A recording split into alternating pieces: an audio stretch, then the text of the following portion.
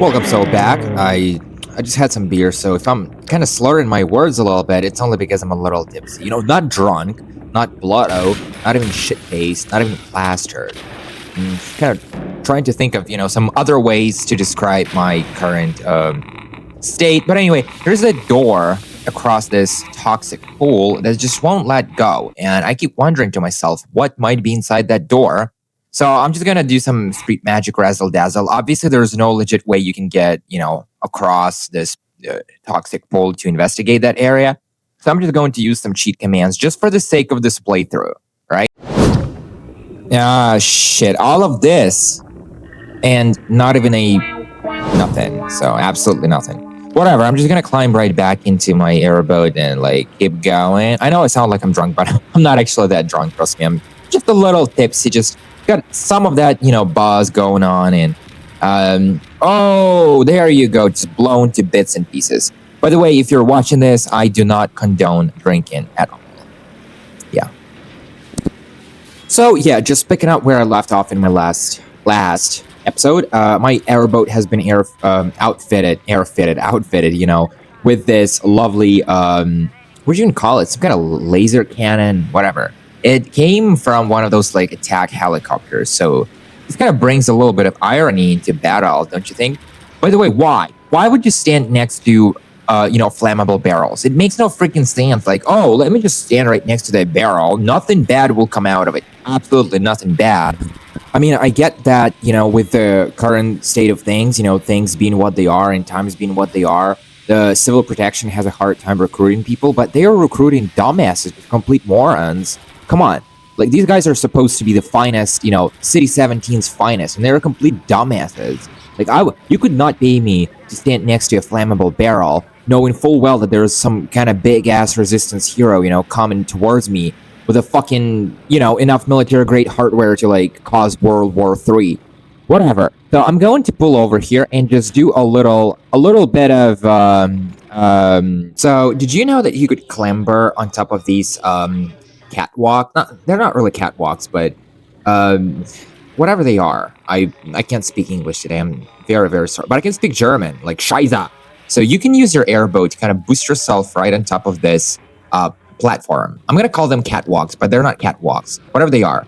And it's kind of tricky because most of the time you'll probably end up dying to this toxic pool. So it takes a little practice. But at the end of the day, you can make it on top of here.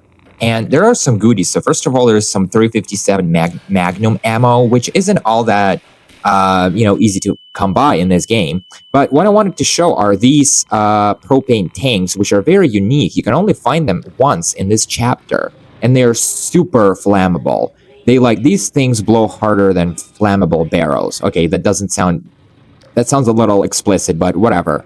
And so I have watched some playthroughs, and most players just blow right through this area without stopping to investigate. And I'm not doing that. This is a 100% playthrough. So now I'm on top of here, and look just how how bad these propane tanks are. They blow really, really bad. They'll blow you to bits and pieces if you stand too close. And from here, you can obviously make it, across the toxic pole safely. Just use this little bridge. And this is really one of those great places to investigate in Half-Life 2. There's even more goodies. There's some, I believe there's some armor. I'm sorry, HEV suit, juice. Not juice, but batteries. Okay, this wall is a little weird today. So if you just make it all the way to the far end, there they are, 2 batteries. That's really nice, right? I mean, you don't when you play a video game, the whole point of playing it is to really just investigate and taste it for what it is, get a really good feel and taste of the game. You know what I'm saying? So really. All right, let's call it quits in this area, and let's just move on. So back in my airboat and just rocking out with my cock out. Another loading screen. There we go. Water splash. No shit. So Gordon Freeman is this really just badass guy, and what makes him stand out so much is that he's not your typical badass military guy or whatever, Serious Sam or Master Chief. I have no problem with those guys, but Freeman is really unique because he's just a scientist, right? And take away that, that suit, he's still just as badass. And what I always figured playing this game is that what makes him so unstoppable, if you will, is not just that, like, he's not one-man army. Technically he is, but what makes him so unstoppable is that he's smart. He can utilize his environment to his own, like, to his advantage. Now, obviously, like, the G-Man might be playing some part in this, like keeping his eye on us because we're his asset. Not his ass, but his asset and all that. But yeah, this is why I love Gordon Freeman so much. Like, there's something really unique about this guy. And obviously he doesn't talk, not because he's mute. Like, some people believe that he's genuinely mute. But I think there's enough evidence that he can talk because one of like his letter of employment, is that what it's called? Because I've never been officially employed, so I don't give a shit about those terms, like fancy corporate terms. But his letter of employment from like way back before he was even, like a scientist at Black Mesa, it proves that he did have a phone conversation with some of the like HRs at Black Mesa. I almost said Black Mesa East, but no, just Black Mesa. And by the way, yes, it might be getting a little old, but I am pulling over and stopping to investigate every nook and cranny of this chapter because I'm only doing this playthrough once. This is on my bucket list. It has been on my bucket list for a while. And since I'm only doing it once, I might as well do everything, like check off every little box and check out every little part. Now, obviously, I've done this before. Like on my own, not part of any playthroughs, just playing this game on my own for my own, heart's content. But yeah, I'm really just investigating everything. That beer is really getting in my tongue, all twisted up like a pretzel. And there he goes, my boss, the G-Man. I wish bosses like the G-Man existed in real life. Like, he doesn't talk much. He's not on your back 24/7, just nagging you to death. Like, if I wanted nagging, I would marry Alex. And look over here. There's something definitely going on back here. And if you go all the way around and just check out what's behind these large tanks, storage tanks, whatever they are, like storage units, there's like some ammo and yeah, that's some Magnum. By the way, yes, I did some research. This is a Colt Python, not called Anaconda. It has a much slimmer frame, and it's chambered for 357 Magnum, which is still a very powerful round. Not, it by far not the most powerful out there. Like, if we're talking about handguns, not assault rifles, but it's still quite powerful. Obviously, like, it doesn't really stack up to 44 Magnum, which is a much bulkier, heavier round. Like used for hunting game, and I believe you can even stop a grizzly bear with a 44 Magnum. Now, obviously, shot placement, plays a huge role in all of it. But 357 it's kind of lagging behind just a bit, but it's still pretty powerful, which is why this gun, this Colt Python, takes down those Metrocops really just easily. So this looks like some kind of resistance outpost, but there is no sign of any residents. Now, obviously, you want to make sure that you swing by this, resistance outpost if you're on the lookout for all Lambda caches, because this is where you find Lambda cache number 18. And this is one of those really, like, unique locations just for these chimes and, these sounds of wind blowing and stuff. It's a little somber, but at the same time, I can't even describe what I feel every time I check out this location, but I do it in every one of my playthroughs, not just this one. So obviously, whatever happened, I believe, the Combine had discovered this resistance outpost and just really came down on it pretty hard, like turning everyone into zombies. All right, so more Magnum ammo. That's lovely. And by the way, I really love the design of the Colt Python in this game. Like, it really is, because this gun shows up in quite a few video games, but I don't know, I feel like Half-Life 2 portrays this gun in the best way. Not because, like, just how powerful it is, but like just the view model. That's what it's called in video gaming. The view model is really it's just right, like, everything is perfect about this gun when you just look at the view model. It's insanely good, well-designed gun. Yeah, Man, this beer, I really should quit beer. By the way, I don't drink that often. I only drink like maybe once every 10 days or something. I like beer. I have no problem with beer, but I think that, the second it turns into something you do every day, like like that's a that's a wake up call that, you're becoming an alcoholic. Now, obviously there are people out there who would be like, "No, even once a year, you're an alcoholic." Face it. But fine, I suppose. I mean, like, depends on who you ask, but we only live once. So if it's something you enjoy and something that doesn't take hold of you, never lets go, like something that doesn't control you every single day, and it's just this sometimes kind of like thing that you only do every once in a while just to kind of blow us some steam and maybe just for the taste of it, because sometimes I can really just want to taste beer. So I don't believe that's a big problem. Now, obviously, you might, some health gurus out there might be like, "Oh no, you're gonna blah blah blah." And yeah, I think it's totally worth mentioning because this doesn't come up much in the Half-Life 2 community or just really just anywhere. But have you ever wondered what must be going through Freeman's mind right now? I mean, it's his first day after what, like a 20-25 year hiatus, right after like he was plucked from Black Mesa and Zan, and now suddenly he's in this like strange world. Everything has gone to hell, and you know, like really, it's a lot to unpack. Put yourself in his shoes. Yeah, sure. Like, I mean, you've caught up with some of your like old friends and stuff, so that's obviously like that's a lot of help. All right, that's definitely helpful. Seeing some friendly faces, like old friends and stuff. And so we've made it this far, and there are 2 combined APCs still in my way, preventing me from proceeding. So I gotta blow these guys up. Now, obviously, it's a really bad idea to just like barge head first into battle because there's 2 of them. You don't want to get sandwiched between these 2 guys.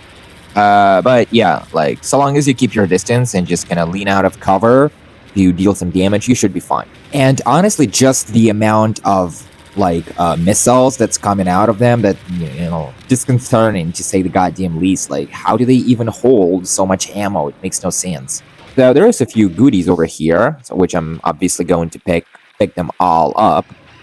And I don't know, like I've said this before, but I don't get it. Why do so many people hate this chapter? I think it's like one of those chapters that really just gives you a glimpse at like how the world has been under Combine rule and everything. I love this chapter. I honestly wish the map, like they had made it bigger. This particular map, and because just the way it is, it's a little linear. And I understand that Half-Life 2 and just Half-Life in general they're like linear games. They're not, GTA. You're not supposed to like get out and explore. It's only like, it's all straightforward, like up this way and that's it. But still, I wish, they had done more. But I also understand that like this goes way back, to like 2004. Right, back when computers in general were still they were still quite primitive, like Stone Age potatoes, and obviously there was no hardware at the time that could handle like that kind of map and design and everything. So or even if there were, right, that would have been like a very limited amount of them, and most people didn't have any access to that kind of hardware. Right? And because it's a video game and it's supposed to be like mass produced and mass marketed for like lots of people, like what's the point of making a video game if only like 10 people can't even afford to buy and play it, right? So yeah, I'm just gonna stop by this little beached boat. Not really beached, it's just abandoned, more so like abandoned. And obviously there's no way to like get on top of that boat. It's just there for looks. I get the feeling, also I get the feeling that the Combine might be preparing like a little welcome party for me. Not really a welcome party, but like I've had them pissed off this entire time, and so far I've been able to evade. Right? Is that the right term? Evade. Right. So far my evasive maneuvers have definitely paid off, but I can't believe that was just it. Like a helicopter and a gunship that I took them down, and that's it. I have a feeling that the showdown has yet to happen. It's still down the road. And there we go. Yeah, like I said, see that helicopter? We're not done with this guy. Apparently not yet. So I'm not even sure whether it's like the same helicopter that's been dogging me this entire time or whether it's like a new one. If it's a new one, that makes me feel really good about myself. It means I've been taking these guys down like, like crazy. They've been dropping like flies. That's what you get for messing with Gordon Freeman. But in real life, this would probably have never happened. Like if this was real life, doesn't matter if you have this boat with this cannon, but if there were attack helicopters on your ass, you're screwed. I don't care how badass you are. I don't care if you have that HEV suit and a big fucking gun on your boat. Dude, you don't even know what, like an attack helicopter and how much damage it can do and just how hard it would be to hit in real life if there was one on your ass. And down he goes like that, in flames. These guys crumble like fucking crotons the second they go up against me, which is, good. I can definitely work with that. But like I said, it's just a video game. If this was real life, I would have been cooked a long time ago. And now, if memory serves me right, there's supposed to be like a combine soldier, the pilot that must have punched out of this helicopter, or maybe even like gone down along with it. But hell if I know where to find him now. He's nowhere to be found, unfortunately. But yeah, this would have been the first time that we got to see a combined soldier. And when I say soldier, I mean an actual soldier, like combined Overwatch military. Not Metro cops. Those guys are just police, right? They don't matter. They're just cops. But yeah, well, whatever happened to the guy, he must have been flung away when the helicopter went down and, floating and blowing up to bits and pieces. In the meantime, I'm going to take my time and kind of poke around this dried up pond or riverbed, lake, bay, whatever it used to be. It used to be something big. There used to be lots of water here. And there's a lot of crates with, supplies and like stewed juice and batteries and stuff that you're absolutely welcome to help yourself to all of this stuff. Now, you don't have to like collect any of this. There are no Lambda caches or anything. It's all really just, you can do it out of pure curiosity, and that's it. Also, these crates, most of these like supply crates are here for, just to give you, a little boost and a little help while you fend off that helicopter. But wait, it gets way better than just that. See these trees that have been knocked over in a way that they can now be used as a makeshift ramp, for lack of a better term? And by launching off of this ramp, you can try and skip across the tops of these two rocks in hopes to collect whatever is stashed up there. Which is clear enough, even from down here, there's some goodies up on those rocks, right? It you have to be downright blind to not see that. If only the airboat wasn't half as janky, I'm telling you, just steering this thing is enough headache. Now try ramping it across a huge gap and touching down on 2 square feet of rock. That's like a nightmare. I might have to skip this part altogether. It's not like I'm skipping out on something important, am I? And yes, by the way, this whole like ramp thing, it's not really a puzzle. I wouldn't call it a puzzle. It's way trickier than it looks. Trust and believe me when I say it. Half-Life 2 is not the most like difficult and challenging game out there, but this particular part can be bad enough that you'll want to like pull your hair out. Just take my word for it. But anyway, it looks like I've collected what was up there. If anything, I'm free to move on.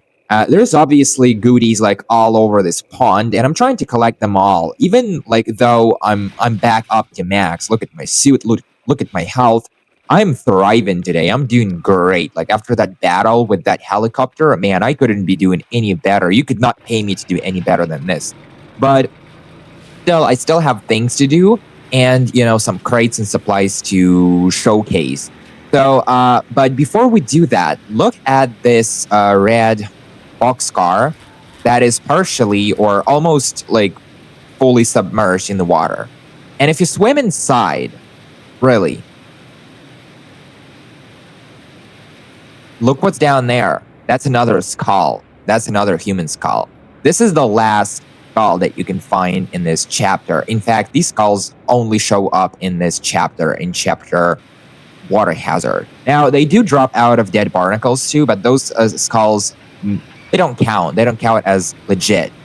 they're not legit simply. Okay, for a skull in this game to be considered legit, it has to be on its own. Like, you can't just find one that has dropped out of a barnacle and go like, oh, I found another human skull. No, these skulls, there's only a very limited amount of them. They don't show up everywhere, and only in this chapter. So this is what makes them so unique, because there's all this mystery around like who's been placing all these skulls all over the canals.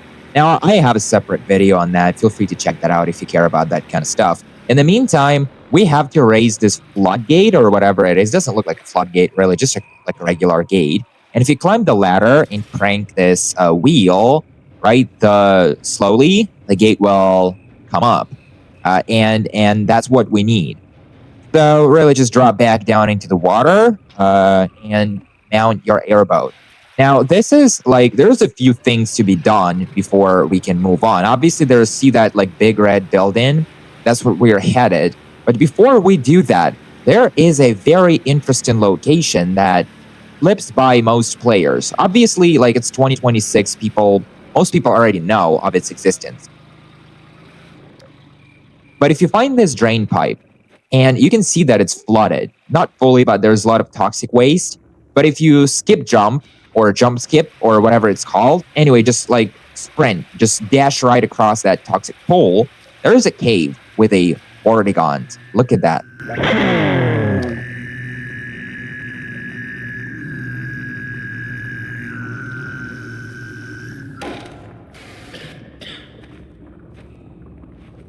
We remember the Freeman.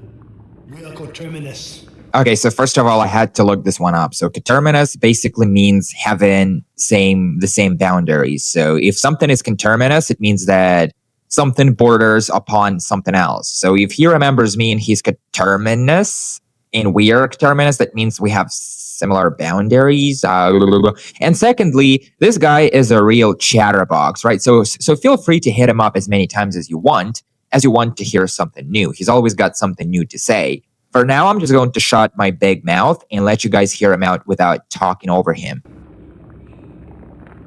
There is no distance between us. No false veils of time or space. Oh, never mind me. I'm just collecting some goodies. Keep going, bro. Our life is worthless unless spent on freedom. Yep. We see you still in Black Mesa. Clearly we see you in the Nihilant's chamber. Mm-hmm. We bear witness to the bright eternity of the Nihilant's demise. You leave, you fall, we see you crash between the barriers. So clearly I'm a celebrity, not only by human standards, but also by Vortigaunt standards. Like that day I whacked Nihilant, that giant fetus-looking thing in Zan, was the day I broke the shackles on these guys' arms and legs and shit. If I hadn't done that, mankind would be all alone in this fight today. So, for a brief time you joined us, you are one between the worlds. Oh, you know what? This philosophy goes really deep.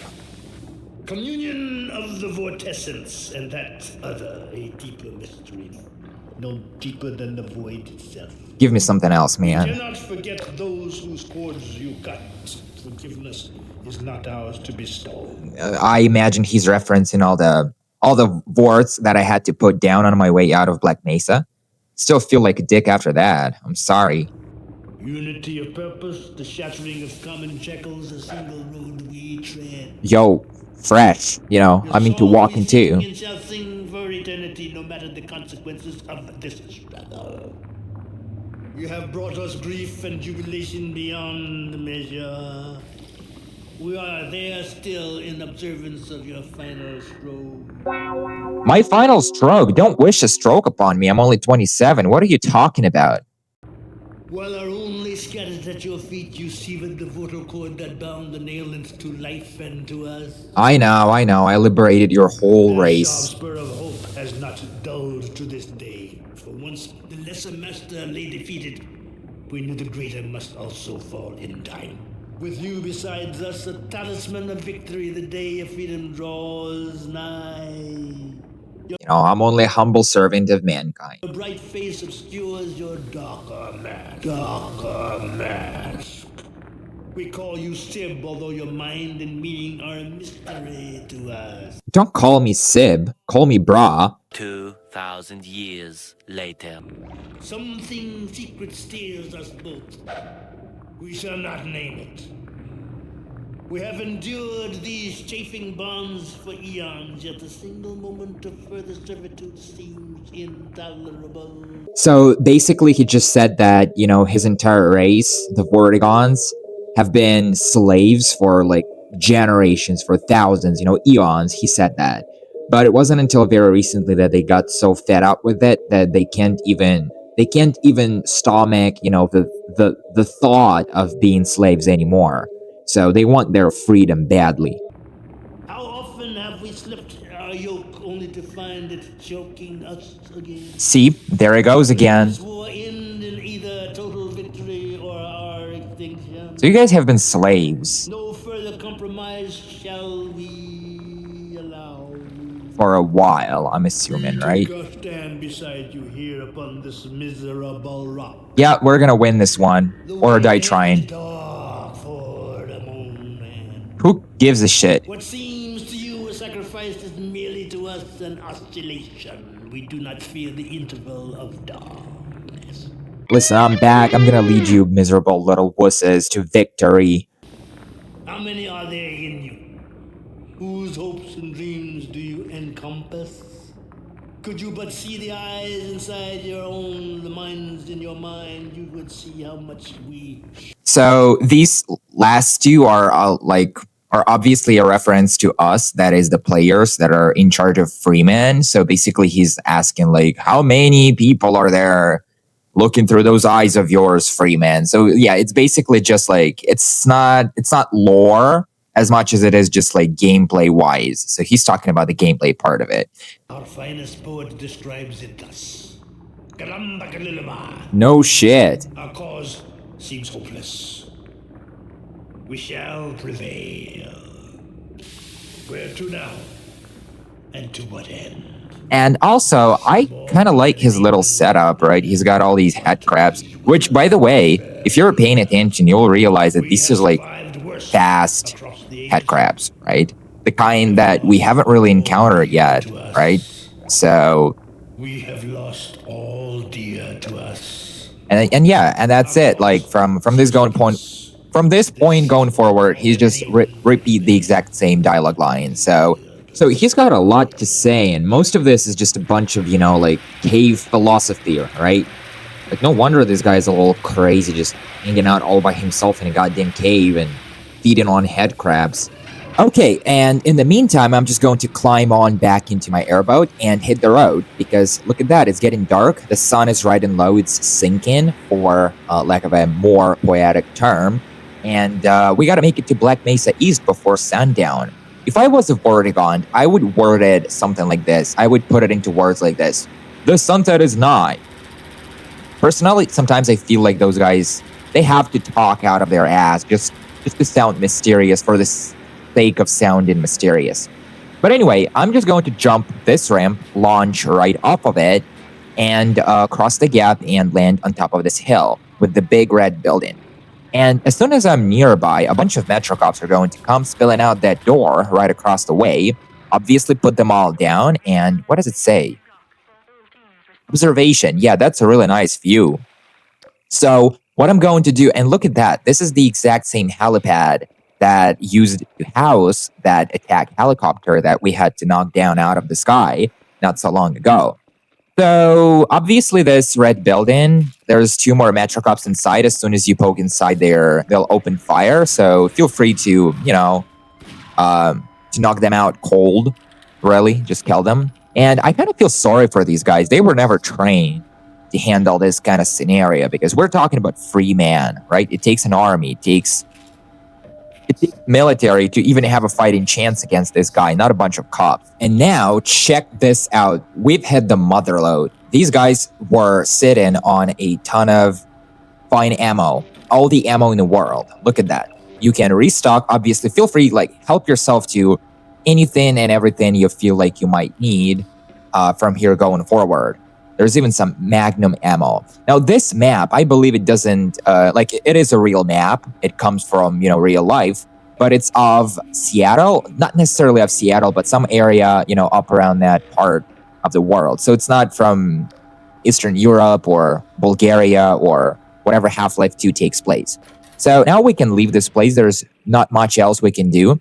And look, further on across the way, who's that? That was the G-Man.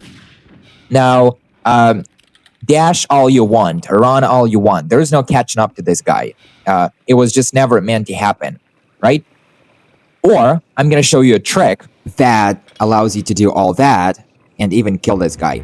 First things first, we need to gobble up as much health and suit juice as we possibly can. Poke around this area for supply crates. There should be just enough stuff laying around to get us all, juiced up and ready for step 2, which is to ride our way up the ramp until we're facing this big red building on top of the hill.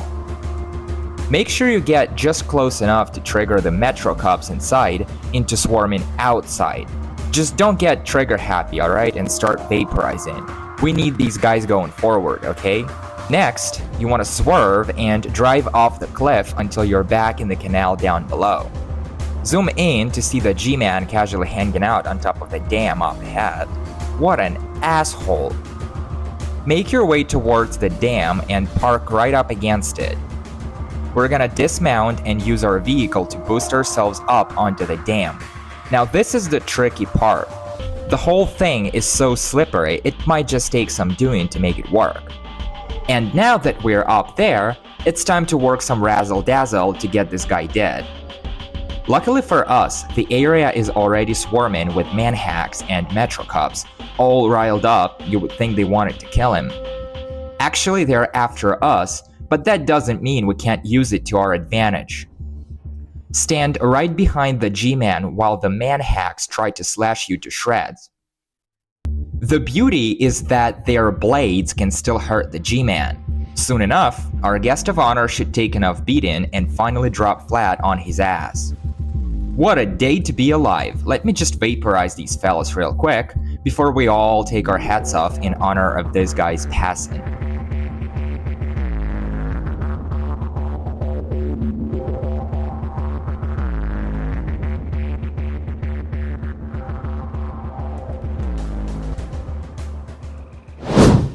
All right, that was fun. And look, what is that over there on top of that hill? That looks like some kind of town or whatever that is. Now, I know, lots of people think that's Ravenholm, but I have a separate theory on that. It looks like some kind of beta Ravenholm because of that tall spire that makes absolutely no sense from the Ravenholm point of view, which is just a small mining town. But anyway, we'll talk about it some other time. In the meantime, I'm going to flip the switch down here that should open the floodgate and allow me to pass through the dam, the electric hydro dam, or whatever that is. And look at all the birdies. You can actually knock them out of the sky using your gun, but apparently not today. My aim is a bit messed up. So that's all right. I can totally work with that. So now it's only a matter of let me just get that last bit of health, just a little bit, just these last, also some magnum ammo, right? That stuff is gold in this game, right? You want to hoard it like gold. And now it's only a matter of time. Oh my God. And now it's only a matter of climbing back into my airboat and hitting the road. Or there are no roads here, but you get the idea. Let me just drive right off the edge, right? And get a good run up and launch off of this ramp.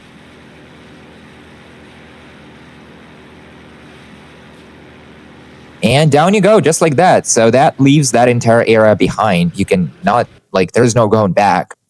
And now that we're down here, it looks like some kind of lower pond. I believe that's what it's actually called. It's called the lower pond. And this looks promising already. Doesn't look like some kind of combine controlled area. It actually looks like, yeah, that's Black Mesa East. This lambda symbol, that's a decent indicator that we've made it. By the way, this is Lambda Cache number 19. Even though it's not technically a cache, there's like no supplies or anything, but it still counts towards your total lambda caches discovered. So yeah, you can't miss this one, obviously. And I'm going to investigate this area a little bit more, like in greater detail, but that's going to be in my next episode in Chapter 5, Black Mesa East. For now, you guys take care of yourself, and I'll see you next time. Bye.